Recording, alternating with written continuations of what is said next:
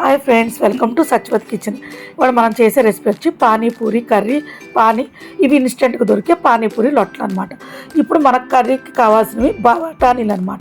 ఇవి మనకు కావాల్సిన బఠానీలు ఒక పూట నానబెట్టుకుని దానికి టమాటా, పొటాటో, ఆనియన్స్, కారం, అల్లం వెల్లుల్లి పేస్ట్, పసుపు, ఉప్పు, చాట్ మసాలా అనమాట. కర్రీకి కావాల్సిన పదార్థాలు అనమాట ఇవన్నీ. ఇప్పుడు మనం ఇవి పక్కన పెట్టుకొని మనం పానీకి ఏమేమి పదార్థాలు కావాలో చూద్దాం. పుదీనా, కొత్తిమీర, పచ్చిమిర్చి, అల్లం, ఉప్పు, నిమ్మకాయ అనమాట. దీనిలో కొద్దిగా చాట్ మసాలా కూడా యాడ్ చేయాల్సి ఉంటుంది. ఇప్పుడు ఇవి మనకి ఇన్స్టెంట్గా దొరికే పానీపూరి చిప్స్ ఒక్కొక్కరు పెట్టుకొని మనం నానబెట్టుకున్న బఠానీలు మొత్తం వేసుకొని ఇందులో పొటాటోలు కూడా మనం కట్ చేసుకొని వేసుకోవాలన్నమాట. ఈ పొటాటోలు కట్ చేసుకొని వేసుకొని ఇవి ముక్కలు బఠానీ మునిగేదాకా వాటర్ పోసుకొని మూత పెట్టుకొని 3 విజిల్స్ వచ్చేదాకా కుక్ చేసుకోవాలన్నమాట. ఇది కుక్ అయ్యేలోపు మనం పానీ రెడీ చేసుకుందాం అనమాట. ఒక మిక్సీ జార్ తీసుకొని అందులో పచ్చిమిర్చి, అల్లం వేసుకొని మనం పుదీనా, కొత్తిమీర శుభ్రంగా కడుక్కొని మనకి ఎంత పానీ అవసరమో అంత క్వాంటిటీ అనమాట. మీకు కొంచెం ఎక్కువ కావాలనుకోండి, ఇంకొంచెం ఎక్కువ క్వాంటిటీ తీసుకోండి. నాకు ఇంతవరకు సరిపోతుంది కాబట్టి నాకు కావాల్సినంత క్వాంటిటీ తీసుకుని ఇందులో కొంచెం వాటర్ యాడ్ చేసుకొని ఫైన్ పేస్ట్గా పట్టుకొని దీన్ని మనం ఫిల్టర్ చేసుకోనమాట. ఇది మాత్రం సూపర్ ఉంటుంది ఫ్రెండ్స్. మనకు బయట ఎలా దొరుకుతుందో పానీ సేమ్ అదే టేస్ట్ వస్తుంది అన్నమాట. ఇలా ఫిల్టర్ చేసుకొని మొత్తాన్ని నీట్గా ఫిల్టర్ చేసేసుకోవాలన్నమాట. దీనిలో మనం రుచికి సరిపడినంత సాల్ట్ వేసుకోవాలి. ఈ పానీలు ఏంటంటే మనకి ఎంత వాటర్ కావాలో అంత థిక్నెస్, అంత వాటర్ యాడ్ చేసుకోవాలన్నమాట. మనకు కావాల్సినంత వాటర్ యాడ్ చేసుకొని మన టేస్ట్కి సరిపడినంత సాల్ట్ వేసుకొని ఇందులో నిమ్మకాయ, అంటే నేను కొంచెమే తీసుకున్నాను కాబట్టి 1 నిమ్మకాయ అయితే సరిపోతుంది. మీరు కొంచెం ఎక్కువ తీసుకున్నాను అనుకోండి 2 నిమ్మకాయలు యాడ్ చేయాల్సి ఉంటుంది. నేను కొంచెమే తీసుకున్నాను కాబట్టి 1 నిమ్మకాయ సరిపోతుంది. 1 నిమ్మకాయ మొత్తం పిండేసుకొని ఇందులో చాలా మసాలా అనమాట. ఇది మనకి మాల్స్లో దొరుకుతుంది కానీ సూపర్ టేస్ట్ ఉంటుంది ఫ్రెండ్స్. ఈ కర్రీకి కానీ పానీకి కానీ ఈ మసాలా మొత్తం వేసుకొని సాల్ట్ కరిగే వరకు, ఇవన్నీ మిక్స్ అయ్యే వరకు కలుపుకోవాలన్నమాట. మసాలా, సాల్ట్, నిమ్మకాయ అన్నీ కలిసే వరకు కలుపుకొని మొత్తం ఓ పక్కన పెట్టేసుకోవాలన్నమాట. ఈ కుక్కర్ పక్కన పెట్టేసుకొని అదే స్టవ్ పైన మనం ఒక కళాయి పెట్టుకుందాం. ఒక కళాయి పెట్టుకొని అందులో కర్రీకి సరిపడినంత ఆయిల్ వేసుకోవాలన్నమాట. ఆయిల్ వేసుకొని ఆయిల్ హీట్ అవనివ్వాలి. ఇందులో మనం చాప్ చేసి పెట్టుకున్న ఆనియన్స్ వేసుకొని ఆనియన్స్ని కొంచెం దోరగా వేగనివ్వాలన్నమాట. ఇవి కొంచెం వేగాక ఇందులో మనం కట్ చేసి పెట్టుకున్న టమాటాలని వేసేసుకోవాలన్నమాట. ఈ టమాటాలను వేసేసుకొని ఇందులో మనము సరిపడినంత సాల్ట్ వేసుకుందాం. సాల్ట్ వేసుకొని మొత్తం కలుపుకుందాం. ఆనియన్స్ని, టమాటాని బాగా కలుపుకొని అల్లం వెల్లుల్లి పేస్ట్ అనమాట. ఇది ఫ్రెష్గా దంచిన అల్లం వెల్లుల్లి పేస్ట్. ఈ పేస్ట్ కూడా మొత్తం వేసేసుకొని శుభ్రంగా కలుపుకోవాలన్నమాట.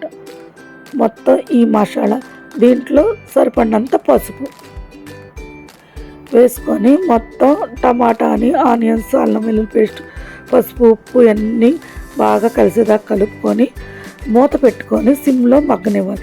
మనం కుక్కర్ మూత తీసేసుకొని వాటర్ వంపేసుకొని ఇది మిక్సీలో జార్లో వేసుకొని ఫైన్ పేస్ట్గా పట్టుకోవాలన్నమాట. వాటర్ మాత్రం యాడ్ చేయకూడదు ఫ్రెండ్స్. అంటే మీకు గట్టిగా ఉంటే కొంచెం యాడ్ చేసుకోవాలి, లేకపోతే అవసరం లేదు. ఇప్పుడు మనం ఈ కర్రీని ఒకసారి కలుపుకుందాం. ఇందులో ఈ చాట్ మసాలా, అంటే ఇది ఈ కర్రీకి ఈ ఫ్లేవరే బాగుంటుంది. ఇది వేసుకొని బాగా కలుపుకొని మూత పెట్టుకొని కొంచెం మగ్గనివ్వాలి. ఇప్పుడు మనం పేస్ట్ పట్టుకున్న బఠానీ పేస్ట్ మొత్తం ఇందులో వంపేసుకోవాలన్నమాట. మొత్తం శుభ్రంగా వంపేసుకోవాలి.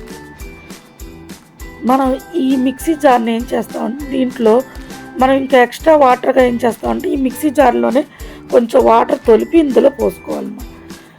ఎందుకంటే దాంట్లో పప్పు అంతా ఉంది కదా ఫ్రెండ్స్, అందుకని దీంట్లోనే కొంచెం వాటర్ యాడ్ చేసేసి శుభ్రంగా కలుపుకొని ఇందులో పోసేసుకోవాలన్నమాట.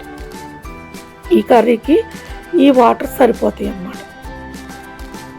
అంటే ఆల్రెడీ అన్నీ కుక్ అయి ఉన్నాయి కదా ఫ్రెండ్స్, అందుకని ఎక్కువ వాటర్ అవసరం ఉండదు. మనం ఇందాక బాయిల్ చేసుకున్న పొటాటాలని మనం పిల్ తీసుకోవాలన్నమాట. ఈ పొటాటాలు మొత్తం పిల్ తీసేసుకొని వాటిని కాలుతున్నాయి ఫ్రెండ్స్ పొటాటోలు, అందుకని నిదానంగా తీస్తున్నాం అన్నమాట. పిల్ మొత్తం తీసి మనం స్మాష్ చేసి వేసేసుకోవాలన్నమాట. ఇవి మెత్తగా ఉడుకుతాయి కాబట్టి కట్ చేయాల్సిన అవసరం లేదు ఫ్రెండ్స్, చేత్తోని మనం స్మాష్ చేసి వేసేసుకోవాలన్నమాట. మొత్తం వేసేసుకొని బాగా కలుపుకోవాలి. ఈ పొటాటాలు మొత్తం బాగా మెత్తగా అయిపోవాలి ఫ్రెండ్స్. దీంట్లో ఎంత మెత్తగా అవుతుందో అంత టేస్ట్ అన్నమాట. కానీ ఈ కర్రీ ఫ్రెండ్స్ సేమ్ మనకు రోడ్ సైడ్ లాగే బండ్ల మీద లాగే ఉంటుంది.